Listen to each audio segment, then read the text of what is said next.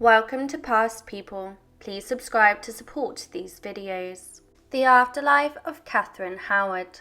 The tragic fate of Catherine Howard unfolds as we delve into the events surrounding her execution and its grim aftermath. Catherine Howard, the fifth Queen of Henry VIII, faced a gruesome end due to accusations of adultery against the king, both before and during her marriage. Despite her youth, her death was a brutal, heart-wrenching, and ultimately unjust one.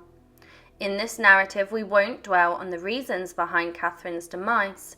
Instead, we will focus on the day of her execution and the harrowing events that followed her death. Join us today as we explore the horrifying posthumous experiences of Catherine Howard. To support our channel, please subscribe. Catherine received the news that her execution was scheduled for 7 a.m. on Monday, the 13th of February, 1542. She was instructed to prepare herself spiritually for her impending death, which was set to occur at 9 o'clock the following morning. The night before her execution, Catherine devoted hours to fervent prayer. It is also believed that she practiced placing her head on the execution block to prepare herself mentally. Catherine even requested the block to be brought to the chamber so she could familiarize herself with it, a request that was granted. On the fateful morning of the 13th of February, Catherine rose early and made her way from her prison chamber to the scaffold erected for her execution. Witnesses reported that she appeared terrified and pale as she approached. Catherine's fear was palpable, and she required assistance to climb the scaffold stairs. Once on the platform, she was so weak that she could barely speak.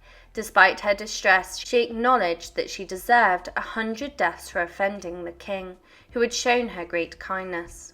She implored all Christian people to recognize the justness of her punishment for her transgressions against God and her continual defiance of his commandments and the king's royal authority throughout her life. Throughout history, there has been a rumor that Catherine uttered, "I die a queen, but I would rather die the wife of Culpeper," while on the scaffold. However, her fear had overwhelmed her to the point that she struggled to speak clearly.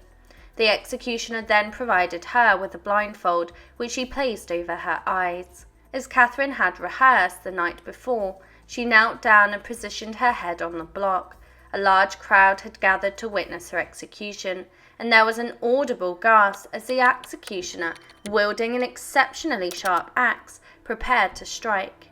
In one swift and horrifying moment, the executioner severed Catherine's head from her body.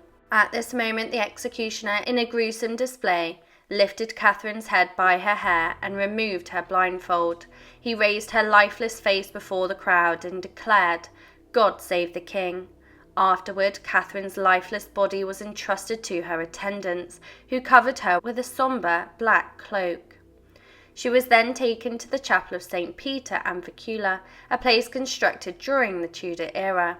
Within this chapel, a grim repository of historical truths about the era lies. Here, not only Catherine Howard, but also Anne Boleyn and Lady Jane Grey rest, all queens who met their demise and suffered injustices at the hands of those in power. However, the victims within the chapel extend beyond the queens, as many more who lost their lives during Tudor monarchy and interred there. Within these hallowed walls, secrets are unveiled, and Catherine's story does not conclude with her execution on the orders of King Henry VIII. Instead, it takes a more sinister turn. Even before her death, Catherine was subjected to treatment that showcased the king's lack of affection for her. When compared to Anne Boleyn's death, both brutal in nature, Anne was afforded a swift execution by a French swordsman, while Catherine faced beheading by a blunt axe. Anne's scaffold was adorned with luxurious velvet and expensive fabrics, while Catherine's was merely covered in straw and hay to absorb her blood. Catherine was denied even a cushion to kneel on, and her royal titles were stripped from her before she left Hampton Court Palace. Catherine's ladies-in-waiting shrouded her body in black cloth and carried it into the chapel for burial. But there was no grand ceremony, no ornate chest for her interment. Instead, she was unceremoniously cast into a grave without a funeral. However, the cruelty didn't end there. What followed was sadistic and inhumane. Allegedly, when Catherine was buried and wrapped in her cloak, a substantial amount of quicklime was callously shoveled into her grave. It is believed that Henry VIII ordered this action. The consequence of this was the gradual dissolution of Catherine's body and remains, reducing them to near nothingness. It is almost as if someone wished for all traces of Catherine Howard to be obliterated from this earth, as if the king wanted her memory and history erased as if she had never existed. During the reign of Queen Victoria, the chapel where Catherine Howard was interred underwent significant renovations. Queen Victoria was greatly disturbed to discover that the chapel was being used as a meeting room, a purpose she found wholly inappropriate. Consequently, she ordered extensive restoration work for the chapel. The small church was substantially improved, as Queen Victoria believed it was not suitable for its intended purpose, nor was it befitting for the burial of royalty or other high-ranking individuals who rested there. During these restoration efforts, the chapel's floor needed to be lifted, prompting builders to exhume the bodies of those laid near the altar and the high chancel. Among those whose remains were uncovered were individuals who had been executed within the walls of the Tower of London. Skilled doctors managed to identify some of the bodies, including that of Anne Boleyn and several others, such as Margaret Pole and Lady Rochford, who had been executed shortly after Catherine Howard. Once identified, these bodies were carefully placed in boxes and relocated for safekeeping while the renovations proceeded. However, what perplexed the builders was the absence of any remains that could be attributed to Catherine Howard.